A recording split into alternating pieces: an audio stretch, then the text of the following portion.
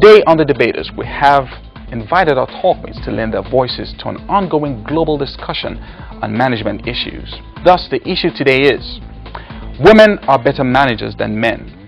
Argue for or against. Atiku for female managers, and your opponent is Oluwatoyinbo on the opposing side.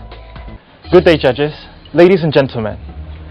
Now, I have always been a firm believer in the principle of equality between the sexes. However, over the years I've learned something, and that is that we cannot circumvent nature. We can only cooperate with nature. Now, women are naturally and biologically designed to be better managers than men. Why do I say that? It's very simple. Each one of us has two sides to our brains: the left hemisphere and the right hemisphere. The left side deals with logic, facts, reasoning. The right side deals with intuition, empathy, and emotion.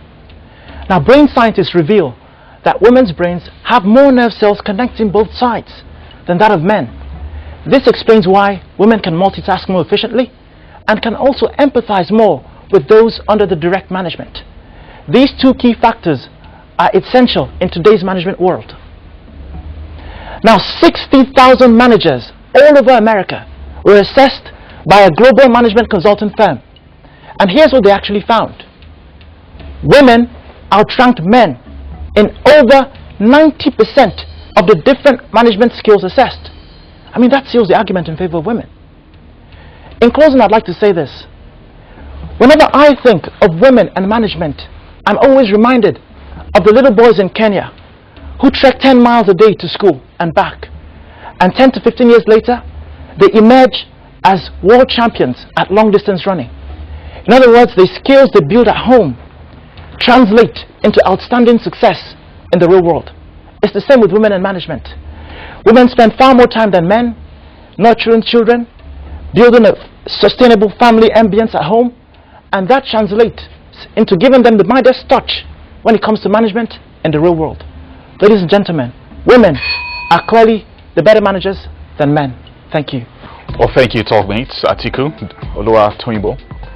Time for cross-examination. Atiku, when you first came out to speak, you were very scientific, you were very statistical.